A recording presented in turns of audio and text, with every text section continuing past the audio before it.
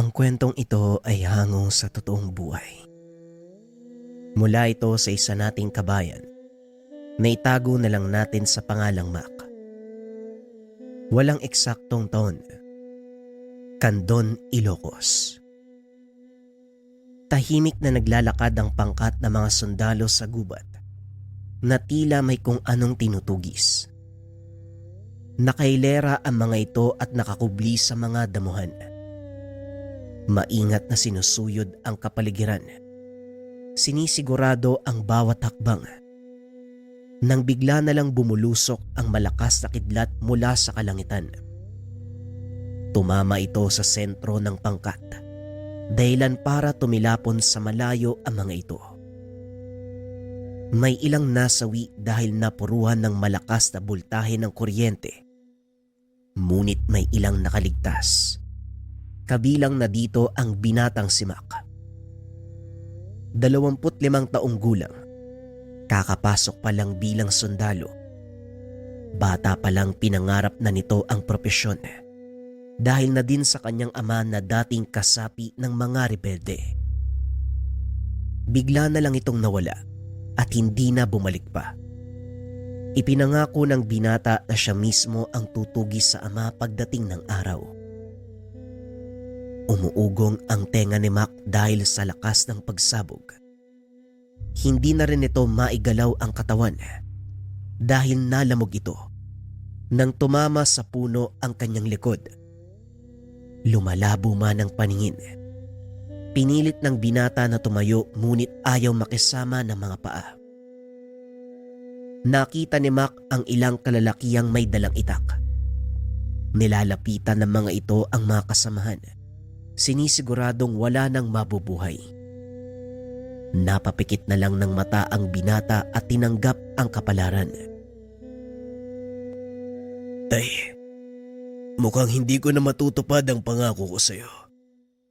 Hanggang dito na lang siguro ko. Wika ng binata sa isipan. Naramdaman nito ang yapak ng paa ng mga kalaban. Idinilat ni Mac ang mga mata at akmang magsasalita. Nang bigla siyang tutukan ng itak sa leeg ng isa sa mga kalalakihan. Huwag kang gagalaw. Makakasama sa iyong pagkilos. Mga kasama, nandito na ang hinahanap natin. Pero mukhang matindi ang pinsala sa katawan nito. Pinagtulungang buhati ng mga kalalakihan si Mac. Nawalan nito ng malay.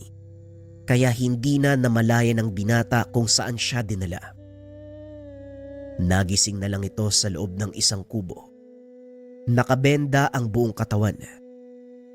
Nang magtangkang bumangon, napansin itong nakatali na ang mga kamay. Kalma lang bata. Hindi ka pa pwedeng kumilos. Huwag kang mag-alala. Nasa ligtas na lugar ka. Bakit niyo ako dinala dito? Anong kailangan niyo sa akin? Hindi ako may kailangan sa'yo kung hindi siya mo. Pero hindi ka pa pwedeng tumayo.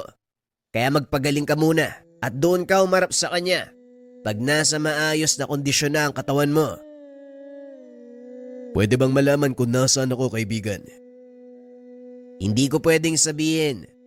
Sa ngayon mapanatag ka na walang mangyayaring masama sa'yo at hindi kami kalaban. Mga rebelde kayo. Paano mong nasabi na hindi kayo kalaban? Tinambangan nyo kami. Pinagpapapatay ang mga kasama ko. Kailangan yun para walang makaalam ng totoo naming pakay. At saka itatama ko lang yung sinabi mo. Hindi kami rebelde. Sige na, magpahinga ka na muna. Maya-maya darating na ang pagkain. Kumain ka at magpalakas dahil kakailanganin mo yun. Matapos ay lumabas ng silid ang binata. Muli namang nahiga si Mac. Pilit na iniisip kung ano ang pakay ng mga kalalakihan sa pagliligtas sa kanya. Ilang araw ang lumipas. Tuluyang gumaling ang sugat ng binata. Tinanggal na rin ng mga kalalakihan ang tali sa kanyang mga kamay. Hinayaang makapaglakad-lakad. Bantay sarado ng mga kalalakihan. Armado ng itak at sibat ang paligid ng maliit na pamayanan. Bagay na ipinagtataka ni Mac dahil ng mga sandaling nakaengkwentro niya ang grupo, may malakas sa pagsabog na tila mula sa isang mataas na kalibre ng sandata.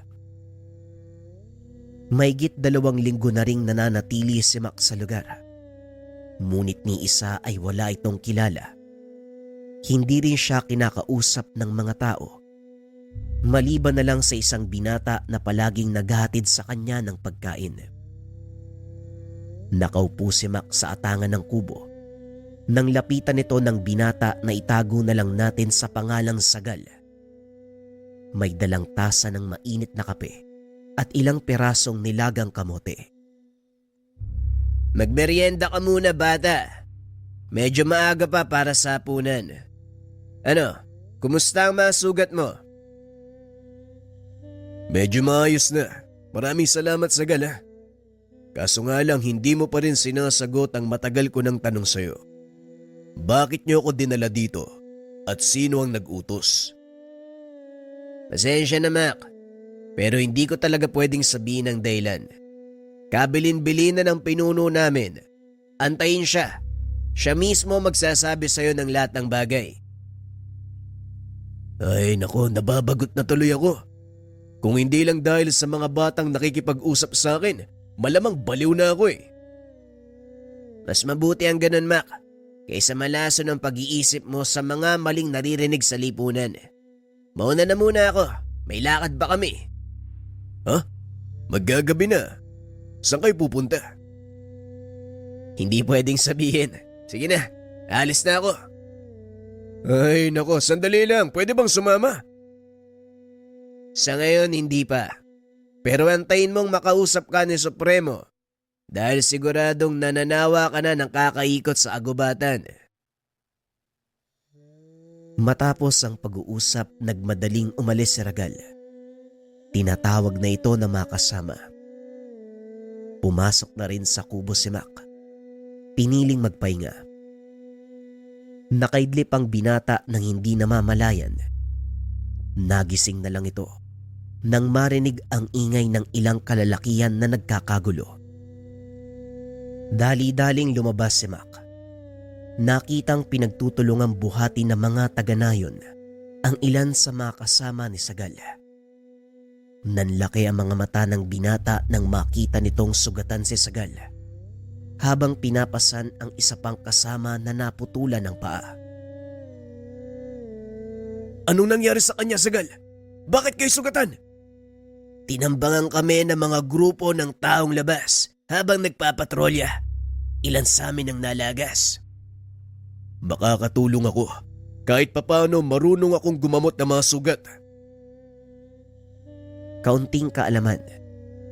Si Mac ay nabibilang sa isang maliit na pangkat na mga sundalong binubuo ng 7 katao. Bawat isa sa mga ito may tungkuling ginagampanan sa pangkat. Si Mac, siya ang nakatalaga na magbigay ng medikal na atensyon sa mga kasamahan kung sakaling masugatan ang mga ito habang nasa engkwentro. Tapos ng kursong medisina ang binata, ngunit hindi ito nagpatuloy sa pagdodoktor. Piniling maging sundalo upang hanapin ang nawawalang ama. Balik tayo sa kwento. "Kakailanganin ko ang lahat ng tulong na makukuha ko. Wala kaming mga doktor. Lahat ng nalalaman namin ay paunang lunas lang, Mac. Kaya gawin mo ang nararapat." "Walang problema. Dali niyo sila sa bahay pagamutan. Maganda ng mainit na tubig at malinis na tela. Maging mga kasangkapan ng pagtatahi sa sugat ay dalin din." "Yan ang problema namin dito. Dahil wala kaming mga kagamitan sa pagsasagawa ng operasyon." "Walang problema. Ikuha niyo ako ng mga buho ng sariwang bulo. Damihan niyo. Buhok mula sa batok ng kabayo. Damihan niyo din." "Anong gagawin mo sa bulo at buhok ng kabayo?" "Ang bulo ay gagamitin kong panghiwa kung sakaling kakailanganin. Ang buhok ng kabayo naman na nasa batok, gagamitin ko bilang sinulid. Sige na." Dali-daling kumilos ang mga tao sa baryo. Pagbalik ay dala na ang mga hinihinging gamit ni Mac. Sa mga hindi nakakaalam, ang balat ng bulo ay mainam na gamiting panghiwa dahil napakatalas nito. Sa katunayan, ito ang ginagamit ng mga paltera noong araw, pangputol ng pusod ng sanggol na kakapanganak pa lamang. At ang buhok na nagmula sa buntot o batok ng kabayo, ginagawang pangtahi dahil sa taglay nitong tibay. Nandito na ang mga hinihingi mo. Magsabi ka pa kung anong kailangan. Sa palagay ko wala na. Simulan na natin ang...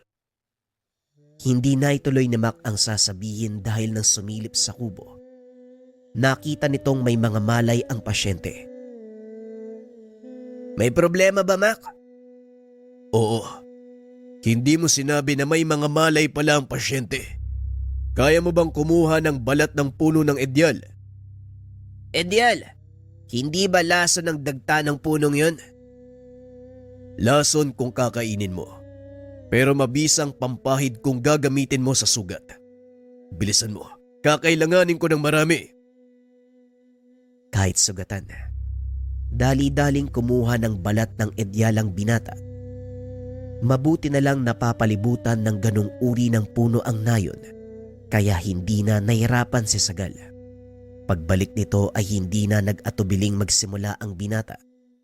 Habang nanggagamot, pinagmamasdan nito ni Sagal. Hindi nga nalalayo ang ugali mo kay Supremo. May sinasabi ka, Sagal? Wala naman. Sige na, ituloy mo na ang ginagawa mo, Mac. Pasensya na sa abala. Malapit na ako matapos. Isang tao na lang ang kailangan kong gamutin. Kaya maiga ka na nang matapos na ako. Nahiga si Sagal. Nilinis ni Mac ang sugat nito. Namangha si Sagal sa talento ni Mac. Hindi niya akalaing ganong kahusay sa larangan ng medisina ang binata. Saan mo natutunan ng lahat ng ito? Hindi biro ang ganitong kaalaman, Mac. Sabihin na lang natin na nakikinig ako sa guru ko noong nag-aaral pa ako. Ayos ah. Masikreto ka din pala. Hindi naman. Lahat ng inilapat kong kaalaman batay sa pagsasanay na pinagdaanan ko noon. Ang pangkat ko ay binubuo ng hindi pangkaraniwang mga sundalo.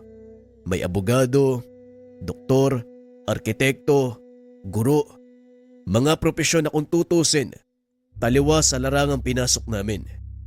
Pero eto kami, tinataya ang buhay para sa bayan. Bakit mo nga pala naisipang magsundalo kung hindi mo mamasamay ng tanong ko? Bagyang natigilan si Mac dahil personal ang dahilan kung bakit siya pumasok bilang sundalo. Sensitibo ang dahilan ko, Sagal. Dahil sa isang tao na minsan kong tiningala, isang marangal na sundalo. Ngunit tinalikuran ang paglilingkod sa bayan para maging rebelde. Ganun ba? Nakakalungkot naman. Anong uri ba ng tao yung hinahanap mo? Grabe yung pagnanais mo na makita siya. Umabot ka pa talaga sa punto na iniwan mo ang pangarap mo para lang sa kanya. Ngumiti si Mac sabay iling. Ayos ka din ano? Tinatanong mo ko ng mga bagay tungkol sa akin pero hindi mo sinasagot ang tanong ko. Pasensya na. Napagutusan lang ako eh. Salamat nga pala sa pagtulong mo sa amin. Matanong ko lang uli ah. Bakit mo yung ginawa? Ang alin? Yung tulungan kayo? Di ba nga ang sabi ko, isa akong doktor, wala pa nga lang lisensya. Kahit na biniyag ka namin at napatay ang mga kasama mo, walang pinipiling tawang propesyon. Kahit kalaban o kakampi, basta nangangailangan ng tulong, tutulungan ko. Hangal ka, kagaya ni Supremo.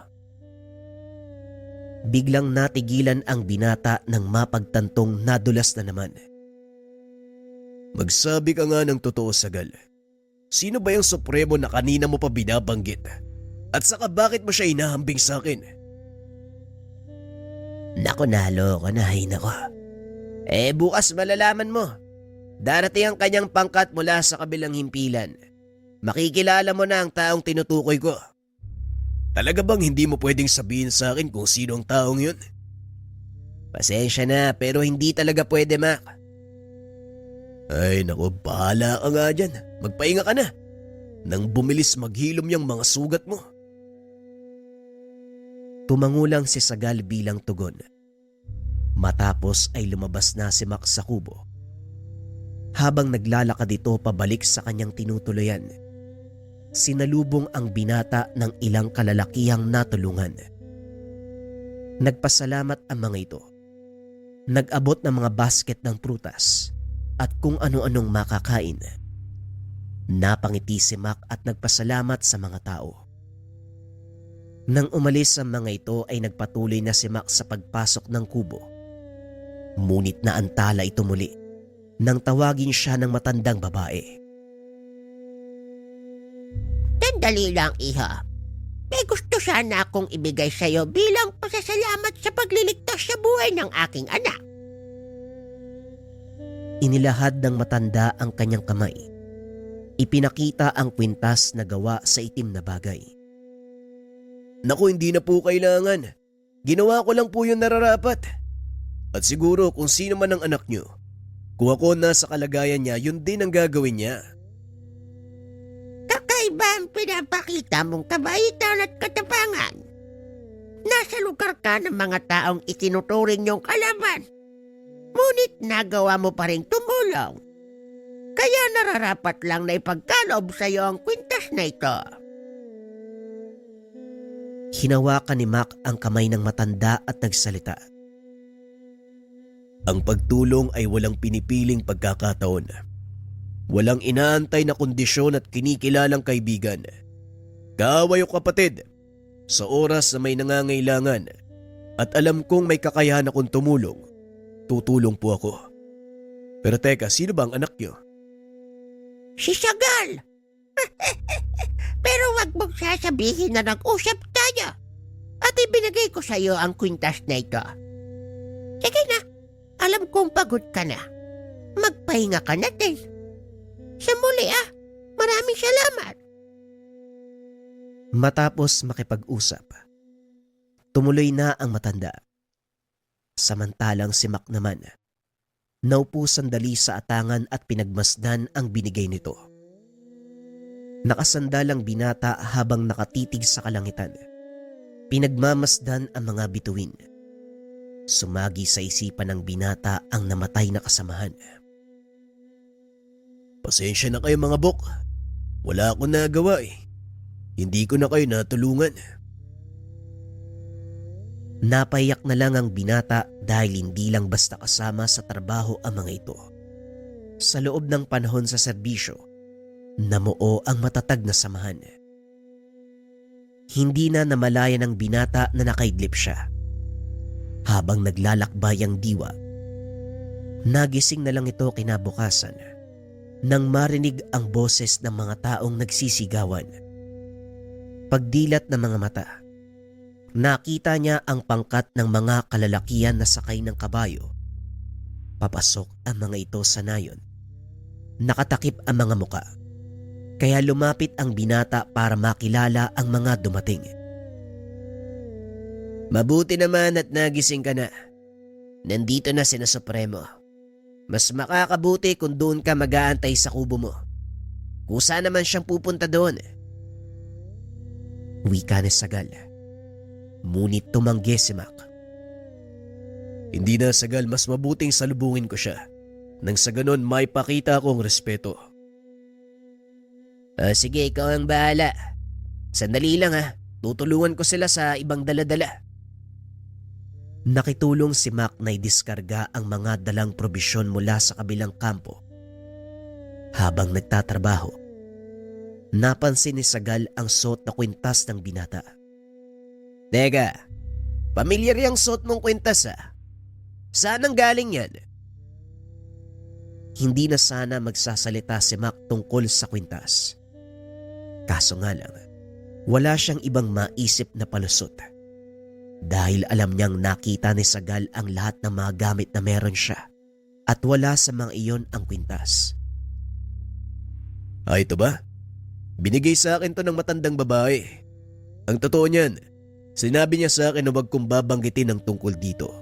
Pero wala akong maisip na paraan. Sinong matandang babae? Wala namang ibang nakakatanda dito kundi ang nanay ko. Matagal na siyang patay. Natigilan si Mac sa sinabi ni Sagal. Dahil maging siya, napatunayan ang sinabi ng binata. Maaari mo bang ilarawan sa akin ang nanay mo? Matandang babae na may mga tattoo sa braso. Mahaba ang purong puti niyang buhok. May nakasabit na malong sa kanyang katawan. Yan ang karaniwan niyang suot sa tuwing lalabas ng bahay. Bakit mo naman naitanong? Hindi makapagsalita si Mac dahil tumugma sa paglalarawan ni Sagal ang babaeng nagbigay sa kanya ng kwintas. Nakipag-usap ako. Tumanggap ng regalo mula sa isang multo. Sagal, pasensya ka na. Baka isipin mong ginagawa kong biro ang tungkol sa nanay mo. Pero mukhang siya nga ang nagbigay sa akin ng kwintas. Paano mangyayari yun? Matagal nang patay yung nanay ko 2 buwan simula nang salakayin kami ng mga tagalabasa na yun. Kaya imposible ang sinasabi mo. Ayokong ipagpilitan. Pero ito, ikaw na mismo ang magpatunay. Sigurado kong kilala mo ang nagmamay-ari niyan. Inabot ni Mac ang kwintas kay Sagal. Sinuri niya ito. Ikinagulat ng binata ang sinabi ni Sagal. Ito nga ang kwintas na nasa pangalaga ng nanay ko. Pero paanong mapupunta sa'yo? Isinama namin yan sa hukay. Lahat ng gamit na meron siya. Hindi ko rin alam. Pero sa palagay ko, multo ng nanay mong nagbigay sa akin yan. Akmang sasagot pa sana si Sagal nang biglang magsalita ang isang matandang lalaki. Hindi ako maaaring magkamali. Yan nga ang pangil ng kidlat na pagmamay-ari ni Alfonso. Iniabilin niya yan sa nanay mo, Sagal, bago pa siya tuluyang pumanaw. Napalingon ang dalawa at nakita ang isang matandang lalaki. Supremo Prudencio, maligayang pagbabalik nga po pala. Siya yung binatang pinapahanap niya sa amin. Tinignan ng matandang nagngangalang Prudencio si Mac, na noon ay nakikipagtitigan din sa kanya. Nakuha mo ang katapangan ng iyong ama. Pero sasabihin ko sa iyo, hindi ito ang lugar para gamitin yan, bata. Ako si Prudencio, ang pinuno ng Kilusad. May isang bagay lang akong gustong malaman mula sa iyo. Bakit niyo pinatay ang mga kasama ko? At bakit niyo ako binihag? Kasamahan, pasensya ka na. Pero mukhang hindi na ipaliwanag sa iyo ni Sagal ang lahat. Ipinag-utos ko sa kanya na huwag sabihin ang mga detalye ng naging operasyon para hindi ka malito. Ngayong nandito na si Supremo, sa palagay ko dapat mo nang malaman ang katotohanan. Halika, sumunod ka sa amin. Naglakad papasok ng gubat ang dalawang binata kasama si Mang Prudencio. Narating ng mga ito ang isang maliit na kubo. Ang lugar na ito ang siyang pinagdadausan namin ng mga pagpupulong. Walang ibang nakakapasok dito dahil sa proteksyong nakabalot sa paligid. Maniwala ka o hindi, nakikita mo lang ang kubo dahil suot mo ang kwintas si Alfonso. Mamaya ko na ipapaliwanag ang tungkol dyan. Mas mahalagang malaman mo ang dahilan kung bakit namin pinatay ang mga kasama mo. Pumasok sa kubo ang tatlo. Laking gulat ni Mac nang makita ang isa sa kanyang mga kasama. Noel, mabuti naman at buhay ka pa. Pero nakakalungkot, wala nang mga kasama natin. Hindi naman sila dapat ang mawala kung hindi ikaw. Nagulat si Mac sa sinabi ng kasama. Anong ibig mong sabihin, Noel? Bilang namumuno sa amin, marami ka nang nalalaman. Natatakot ang mga nasa itaas na baka magsalita ka tungkol sa mga operasyon. Kaya nagdesisyon sila na ipatumba ka, kaso naunahan kami ng mga rebelde. May mga tao sila sa loob at mukhang protektado ka nila.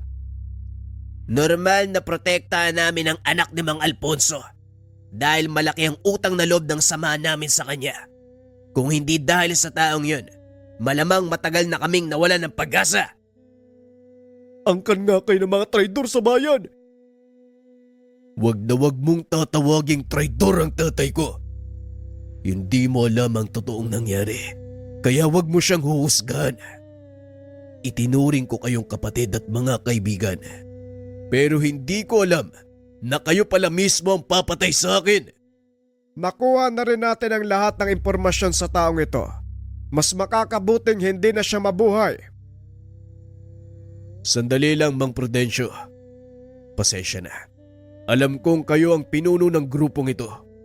Pero hihilingin ko sana na ibalato niyo sa akin ang taong yan.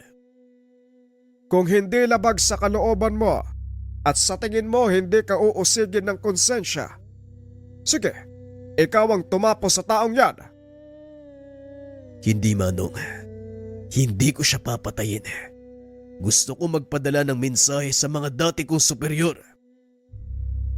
Ibig sabihin, tinatalikuran mo na ang gobyernong pinaglilingkuran mo gaya ng ginawa ni Alfonso. Alam kong may dahilan si tatay kung bakit siya sumanib sa mga rebelde. At siguro ito yon.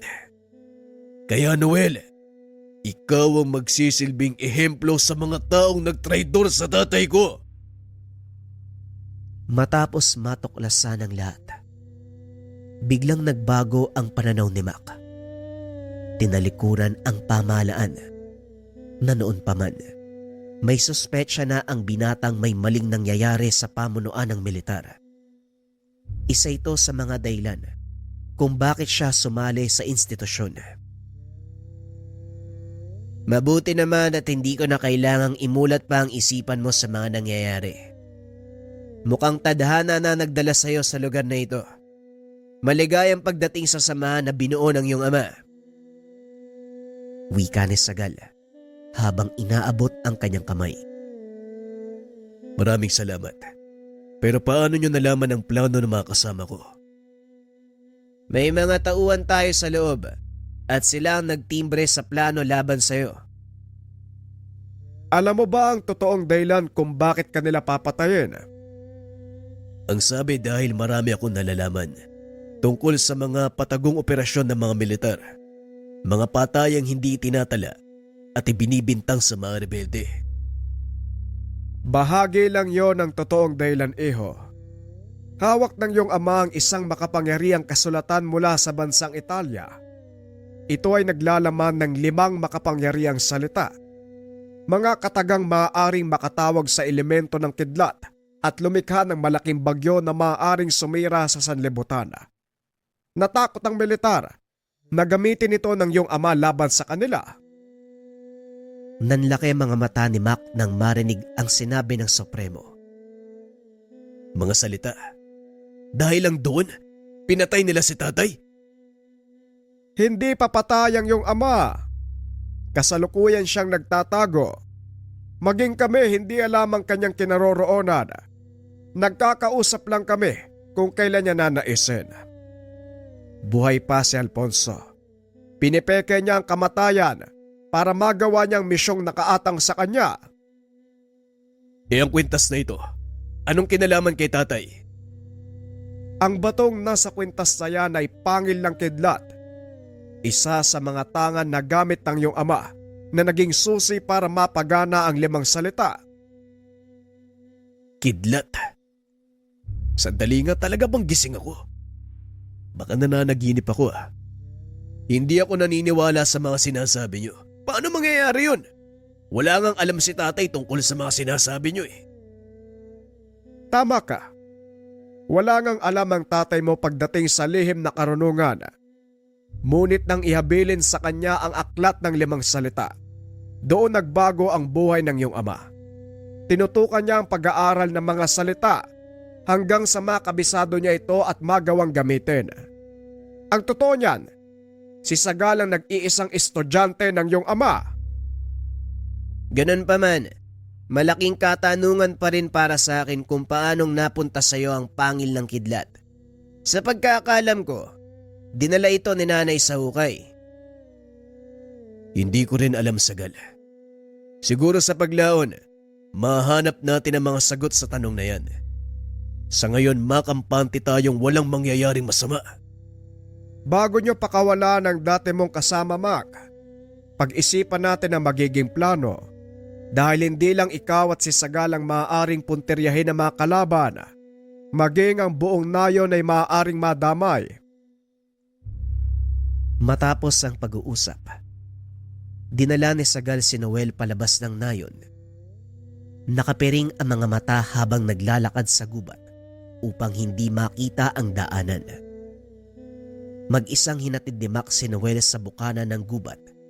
Kinausap ito ng masinsinan. Alam kong sumusunod lang kayo sa utos. At hindi ako naniniwalang magagawa sa akin ito na makasama natin. Bumalik ka sa impilan. Sabihin mo ang nangyari. Paniwalain mo silang namatay ako kasama ng tropa. Huwag ka masyadong magpapakampante, Mac. Hindi mo alam ang utak ng mga militar. At dahil alam mo na ang lahat, sasabihin ko sa iyo ang katotohanan. Hindi na sila ang kalaban mo. May isang tao sa likod ng lahat ng ito, Mac. Makapangyarihan siya at sa palagay ko, namamanipula niya ang utak ng ating mga superior. Alam kong malabo ng paniwalaan mo ang sinasabi ko, pero yan ang katotohanan. Gaya ng sinabi ko sa iyo, Noel, naniniwala ako na hindi niyo kayang gawin sa akin ang bagay na yon. Sige na, umalis ka na. Hindi na nagsalita pa si Noel. Dali-dali itong tumakbo. Nang makalayo na ay lumabas si Sagal sa pinagtataguan. Narinig ko ang usapan niyo. Pasensya ka na kung sumunod ako. Sinisiguro lang ni Supremo ang kaligtasan mo. Alam kong hindi ka lubusang naniniwala sa mga sinabi niya. Kaya mainam na din ang ginawa mo. Kailangan kong malaman kung sino ang taong sinasabi ni Noel. Malaki ang tiwala ko sa kanila eh. Nararamdaman kong nasa akin pa din ang katapatan niya. Sa mga susunod na araw, malalaman natin kung sino ang nasa likod nito. At kung talagang kaisa ko kayo, kailangan natin magsipaganda. Yun din ang sinabi ni Supremo. Kaya bumalik na tayo sa nayon at marami pa tayong pag-uusapan. Muling bumalik ang dalawa sa kubo ni Mang Prudencio. Ipinagpatuloy ang pag-uusap. Pinaliwanag ng matanda kung paanong nag-umpisa ang lahat. Gaya mo, Mac, isa ding matapat na alagad ng batas ang iyong ama. Walang pagdadalawang isip itong sumusunod sa utos ng mga nakakataas. At ito ang dahilan kung bakit siya kamuntikang mapahamak. Tuluyang nagbago ang pananaw. Sabihin na lang natin na ang kaganapang ito ang siyang nakapagpamulat sa tatay mo. Yan nga din po ang ipinagtataka ko. Kabataan ko pa lang po. Bukang bibig na ni nanay kung gaano katapat si tatay sa tungkulin. Handa niya kaming iwanan para sa pagtawag ng tungkulin. Kaya nagtataka ako kung bakit siya babaliktad at papanig sa mga kalaban. Hindi lang basta pumanig, Mac. Siya ang nagtatag ng samahang ito upang pangalagaan ang aklat ng 5 salita.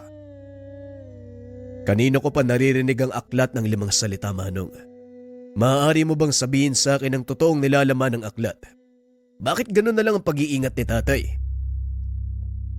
Ang aklat ng 5 salita ay bahagi ng banal na kasulatan.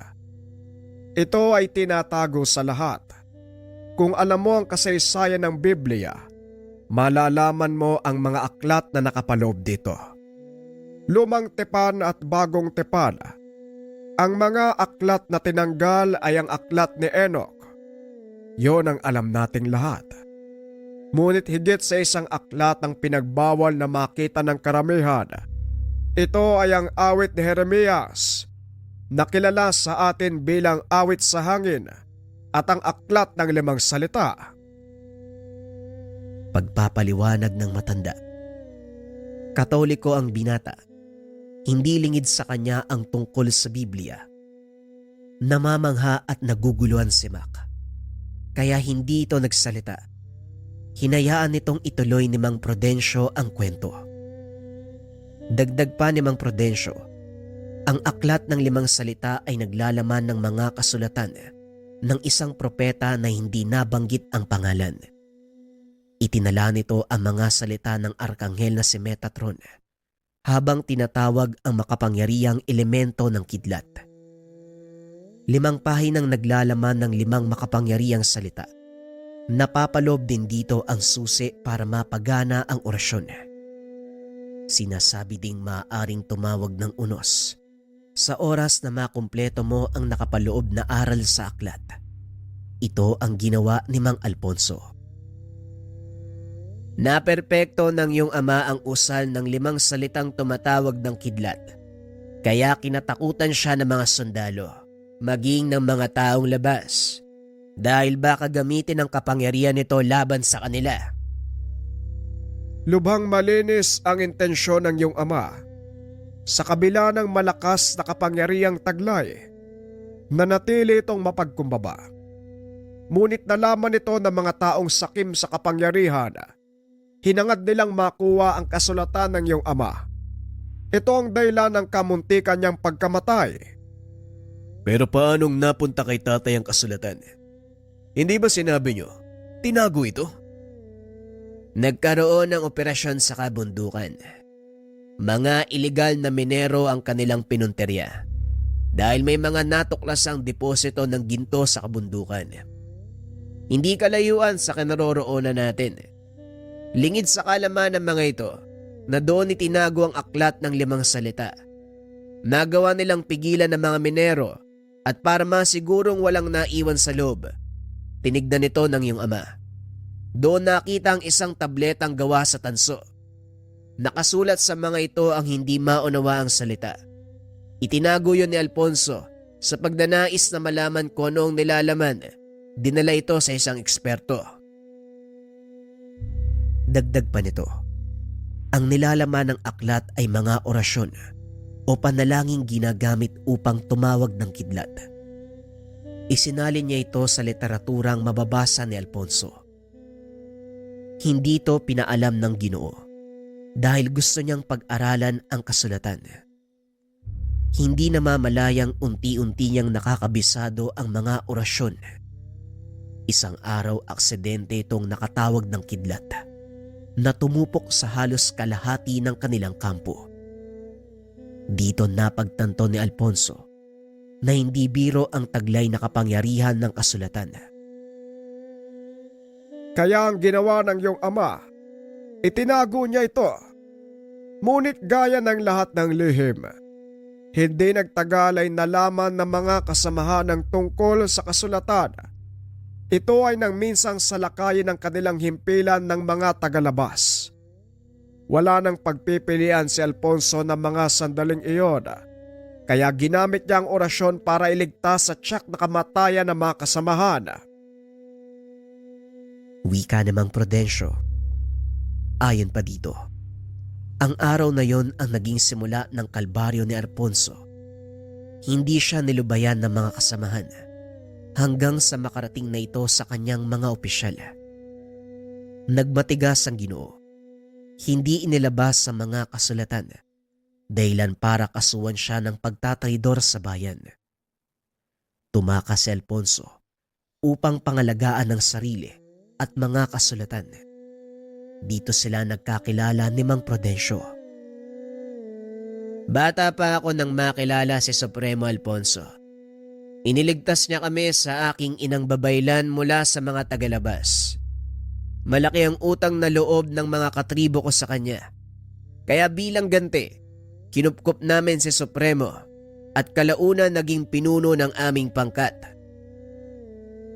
Pagpapaliwanag ni Sagal. Nakikinig lang si Mac sa mga kwento ng dalawa. Pinagtatagpi-tagpi ang mga pangyayari. Napagtanto ng binata na hindi sila sadyang iniwanan ng ama. Ginawa lang nito ang nararapat para sa kaligtasan ng kanyang pamilya at ng nakararami. Kung makapangyarihan ang aklat na hawak ni tatay, bakit kailangan niyang magtago? Hindi ba kaya niyang protektahan ng sarili laban sa mga taong gustong kumuha ng aklat sa kanya? Tumayo si Mang Prudencio. Kumuha ng isang bote ng lambanog at baso. Nilapag sa mesa. Tinagayan si Mac at pinagpatuloy ang kwento. Tama naman ang iyong sinabi. Kaya ng tatay mo na protektahan ang kanyang sarili. Ngunit ang kapangyarihang taglay ng mga kasulatan, elemento ng kidlat, maaari niyang tawagin ang mga ito, pero hindi niya kontrolado kung saan maaaring patamain. Kaya mas pinili niyang lumayo kaysa marami ang madamay kung sakaling gamitin niya ito. Hindi ba sinabi niyo sa akin na naging mag-aral ni tatay si Sagal? Kung ganun, may natutunan ka rin mula sa kanya. Tumpak, naalala mo ba ang malakas sa pagsabog bago ka namin matagpuan? Oo, nagtataka nga ako eh. Nilibot ko ang buong nayon, pero wala akong nakitang anumang bomba o armas na maaaring magdulot ng ganong kalakas sa pagsabog. Yon ang kapangyarihang taglay ng kasulatan, Mac, na siyang ikinakatakot ng iyong ama na mapunta sa maling kamay. Ngayong malinaw na sa iyo ang lahat, ano ang desisyon mo? Hindi na ako maaaring bumalik sa pagiging sundalo. Dahil sa mga oras na ito, malamang alam na ng mga superior ko ang nangyari. At iisipin nilang patay na ako.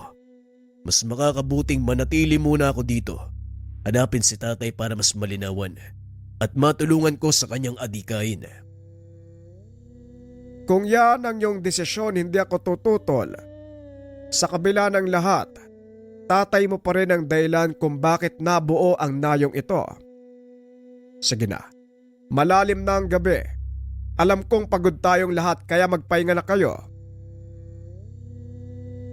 Matapos ang pag-uusap, iniwan ni Sagal at Mac si Mang Prudencio. Lingid sa kalaman ng dalawang binata na naroon lang din sa lugar si Mang Alfonso. Matagal na panahon kaming hindi nagkita ni Mac. Tignan mo siya ngayon, Prudencio. Matipuno kagaya ng kanyang ama. Kahit kailan talaga, basta-basta ka nalang sumusulpot. Paano kung bumalik yung dalawang yon? Anong gagawin mo? Kumalma ka, kaibigan. Hindi na babalik ang mga yon. Pero salamat sa pagpapaliwanag ng lahat. Alam kong malinaw na kay Mac ang dahilan kung bakit kinakailangan ko silang iwanan ng kanyang ina. Hindi mahirap paintindihin ng anak mo, Alfonso. Ngunit ang kinakatakot ko lang, baka maisipan niyang sumugod sa kampo ng mga militar, masyadong mapanganib. Hindi malayong mangyari ang sinasabi mo, kaibigan. Pero kilala ko ang batang yan. Alam kong hindi siya gagawa ng anumang hakbang na maaari niyang ikapahamak. Sana nga ganun ang mangyari. Pero bakit ka ba nandito? Hindi ba delikado sa iyo ang lumabas? Gusto ko lang masigurong nasa maayos na kalagayan si Mac. Pwede bang iabot mo sa kanya ang papel na ito? Ano naman ang laban niyan? Kapirasong orasyon mula sa aklat ng 5 salita. Susi upang mapagana ang proteksyong taglay ng suot niyang pangil ng kidlat. Makakarating sa kanya. Ikaw ba anong balak mo? Magtatago ka na lang ba habang buhay? Hindi, kaibigan. Nag-aantay lang ako ng tamang pagkakataon. Sa oras na malaman ko kung sino ang nasa likod ng lahat ng ito, doon ako kikilos. Magsasalita pa sana si Mang Prudencio, ngunit biglang nawala si Alfonso. Kinabukasan maagang nagising ang matanda. Pinuntahan si Mac na nooy nagsisibak ng kahoy sa harapan ng kanyang kubo. Magandang umaga, Mac. Ipaubaya mo na ang gawain yan sa mga kasama natin. Halika, sumunod ka. Tumayo ang binata at sumunod sa matanda. Napadaan ang mga ito sa kubo ni Sagal, na noon ay pupungas-pungas pang lumabas ng pintuan. Magandang umaga, Supremo. Saan ang lakad natin? Kami lang ni Mac ang aalis. Maiwan ka muna dito sa nayon. May mahalagang bagay lang kaming aasikasuhin. Maliwanag, Supremo. Mag-iingat po kayo. Nagpatuloy ang dalawa sa paglalakad. Nagtaka si Mac dahil pumasok ang mga ito sa kagubatan kung saan naroon ang kubo na pinagkanlungan nila kay Noel. Anong ginagawa natin dito, Manong? Hindi ba dito nyo kinulong si Noel? May ipapakita ko sa iyo na hindi kailangang malaman ng karamihan. Eto, tanggapin mo. Basahin ang nilalaman ng papel na yan. Inabot ng matanda ang kaperasong papel na ibinigay ni Mang Alfonso. Nagulat ang binata. Kilala niya ang sulat kamay na iyon. Sulat kamay ito ni tatay. Anong ibig sabihin ng nakasulat dito? Yan ay mga orasyon upang mapagana ang proteksyong dala ng suot mong pangilang kidlat. Kapirasong kaalaman mula sa iyong ama. Pakaingatan mo ito, Mac, dahil malaki ang maitutulong nito sa iyo. Pero kaakibat ng malakas na kakayahang taglay ng pangil na yan, malaking responsibilidad. Alam ko po, Manong. Pero paano ko mapapagana ang dasal? Wala nga akong alam sa mga ganitong bagay. Maging ang tatay mo ay walang alam tungkol sa aklat ng 5 salita, pero nagawa niya itong gamitin. Patunayan mong anak ka ni Alfonso. Maiwan na muna kita dito. Huwag kang babalik ng nayon hanggat hindi mo natututunang pagganahin ng mga orasyon. Napakamot na lang ng ulo ang binata dahil wala siyang alam kung ano ang gagawin at saan magsisimula. Naupo si Mac sa atangan ng kubo. Pinag-aralang mabuti ang mga nakasulat sa papel. Hango ito sa salitang Latin, kaya medyo nahirapan ang binatang magbigkas. Ngunit kalaunan, nagawa niya itong basahin ng maayos. Maging ang pagkakasunod ng mga salita ay nagawang iayos. Hawak-hawak ni Mac ang pangil ng kidlat. Nang banggitin niya ng maayos ang mga salita, biglang kumislap ang kwintas. Nagulat ang binata at hinagis niya ito, dahilan para tumama sa bato at lumikha ng malaking pagsabog. Anak ng tipaklong! Anong nangyari? Bakit sumabog? Samantala, dinig sa nayon ang pagsabog kaya nataranta ang mga tao. Saan ang galing ang pagsabog na yun, Supremo? Nasaan si Mac? Huwag kang mag-alala. Walang masamang nangyayari. Maya-maya lang, nandito na ang binatang yon. Ilang sandali ang lumipas. Nakita ni Sagal si Mac na naglalakad papasok ng nayon. Punong-puno ng alikabok ang damit nito at parang dinaanan ng bagyo ang buhok. Anong nangyari sa'yo? Bakit parang galing ka sa hukay? Mahabang kwento, pero may maganda akong balita, Mang Prudencio. Kung ano man ang balitang yon, wag mo nang sabihin. Alam ko na yan. Mabuti naman na tanda ka na. Sumunod kayo ni Sagal sa akin. Pumasok ang tatlo sa kubo ng matanda. Nakita ni Mac na seryoso ang mukha nito. Maya-maya ay lumitaw mula sa sulok ang isang lalaking nakatalukbong. Sinong taong yan, Supremo? Siya ang tao natin na nasa kampo ng mga militar. Kinumpirma niya kung sino ang may pakana ng lahat. Naghahangad na makuha ang aklat ng 5 salita mula sa iyong ama, Mac. Hindi na ako magpapakilala, pasensya na. Pinangangalagaan ko lang ang kaligtasan ng aking pamilya. Nakasaad sa sulat na ito ang binigay ko kay Supremo. Ang pagkakakilanlan ng totoo nating kalaban. Kalakip din ito ang mga impormasyon at mapa ng kinaroroonan nila. Positibong naroon ang taong yan, kaya kumilos na kayo hanggat maaga. Maaaring lumipat sila ng lokasyon. Anong plano, Supremo? Ano pa nga ba? Kailangan na nating kumilos. Mac, handa ka na bang sagupain ng totoo mong kalaban? Hindi ako sigurado, pero nandito na tayo. Mabuti kung ganon. Iipunin ko ang mga kasama natin. Magpaplano ng pagsalakay sa lalong madaling panahon. Kailangan ng wakasan ng kaguluwang ito. Masyado ng maraming nadadamay. Matapos maibigay ang impormasyon, mabilis na umalis ang lalaki. Hindi na nagtanong pa si Mac. Dahil nauunawaan nitong mapanganib kung malaman ng karamihan ang pagkatao nito. Pagsapit ng hapon, nang masigurong handa na ang lahat, nagsimula ng kumilos sina Sagal. Kasama si Mac nagpaiwan sa nayon si Mang Prudencio. May inaantay itong dumating, ilang kasamahan mula sa kabilang nayon. Huwag kang mag-alala, biyasa sa pagtugi sa mga kasama ko. Mga maangaso sila, mula sa tribo sinanay sila mula pagkabata para sa ganitong trabaho. Mas mabuti kung ganun. Dahil kakailanganin kong kagaya nila sa misyon natin. Kailangan nating marating ang kinaroroonan ng kalaban bago pa man nila malaman na naroon na tayo. Pag-uusap ng dalawa. Sinundan nila ang direksyon na binigay ng espiya. Narating ang isang maliit na pamayanan.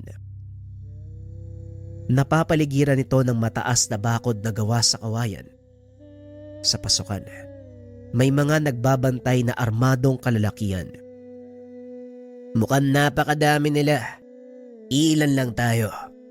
Huwag kayo magsasayang ng oras. Hanggat maaari huwag gagawa ng ingay. Wika ni Sagalas sa kanyang mga kasama. Umabante ang mga ito ng marahan papunta sa pasukan ng kuta.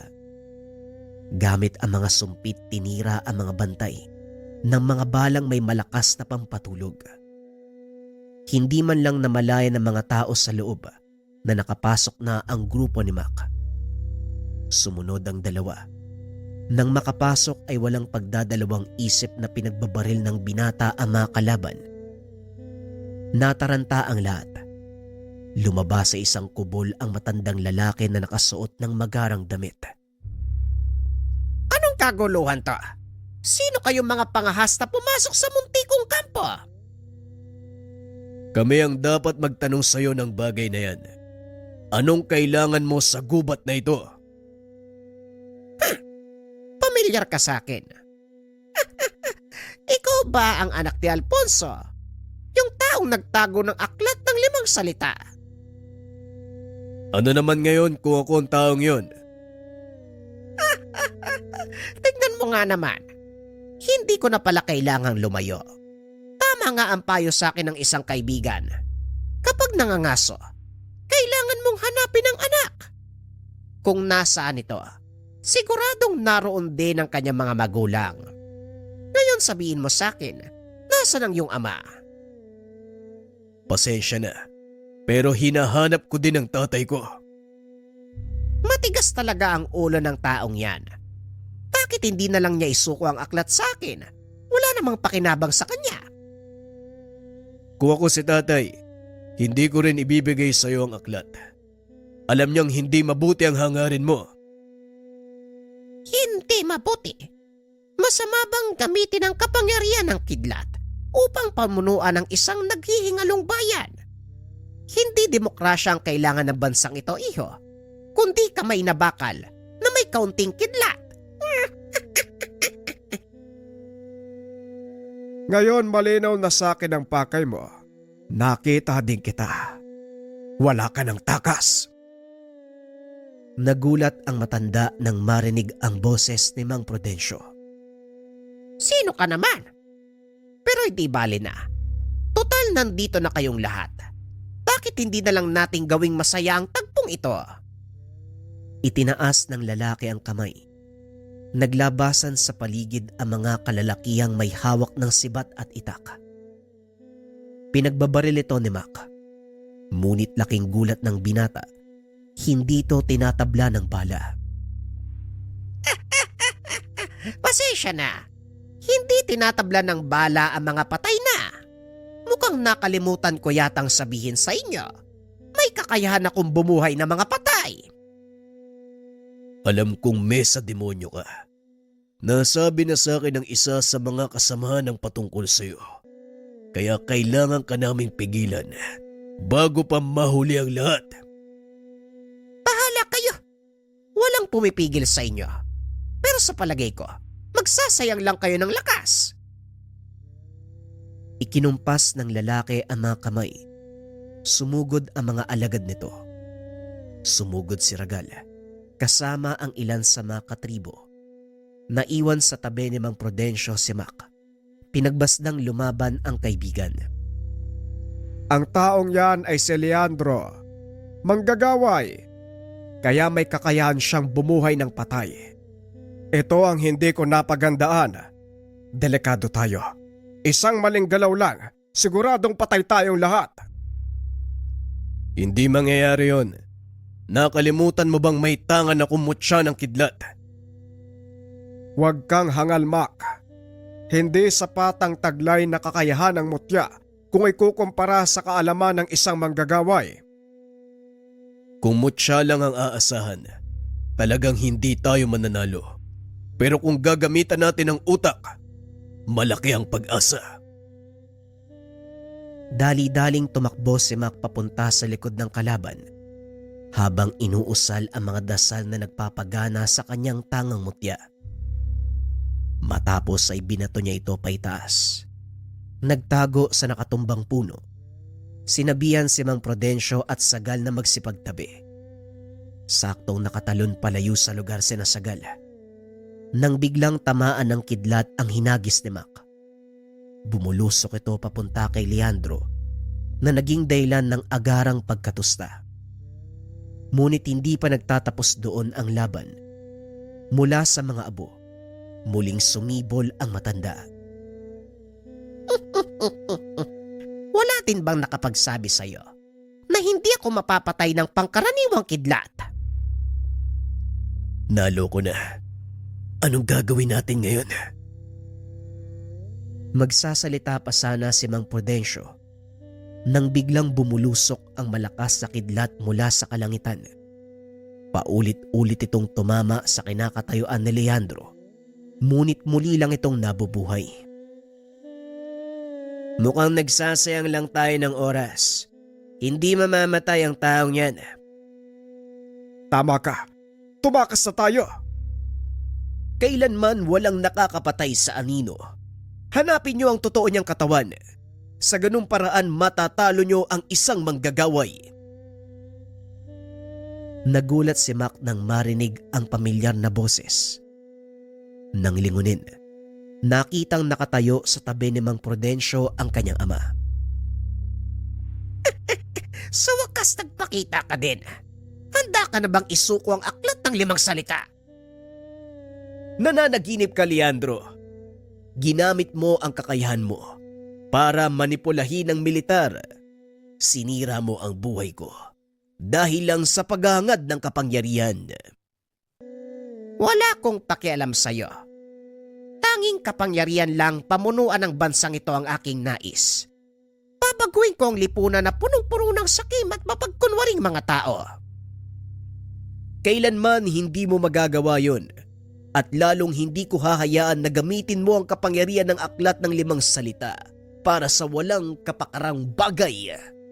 Kahit anong pagtutulong gawin mo, wala ka ring magagawa. Mapapasakin ang aklat sa ayaw at sa gusto mo.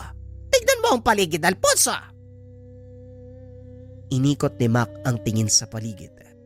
Nakita ang napakaraming patay na bumabangon. Walang iya ka talaga. Ikinumpas nito ang kamay na naging hudyat para sa mga alagad na sugurin si Mac. Ngunit umihip lang sa hangin si Alfonso. Biglang bumulusok ang mga sibat na gawa sa kidlat mula sa kalangitan. Hanapin niyo ang totoong katawan ni Leandro. Nang sa ganon magawa niyo siyang patayin. Ako nang bahala sa mga alagad niya. Naghiwa-hiwalay sina Sagal. Sinuyod ang buong paligid hanggang sa matagpuan ang kinaroroonan ng totoong katawan ng manggagaway. Nandito ka lang pala. Huli ka! Binunot ng binata ang baril sa tagiliran. Pinaulanan ng sunod-sunod na bala. Biglang nagsipagsigawan ang mga patay na bumangon. Muling nalusaw ang katawan. Walang iya ka! Paano mo ko natuton? Simple lang. Walang ibang punong nakapaligid sa lugar na ito, kundi mga sibukaw. Nakita ko nag-iisang puno ng balete at alam kong hindi yun pangkaraniwan. Matalino ka. Pero malaking pagkakamali ang pagpapakita mo sa akin. Muling itinaas ni Leandro ang kamay. Kinumpas.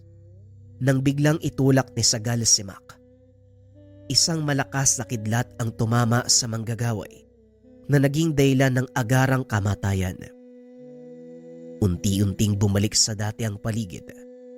Maging ang munting nayon ay nawala.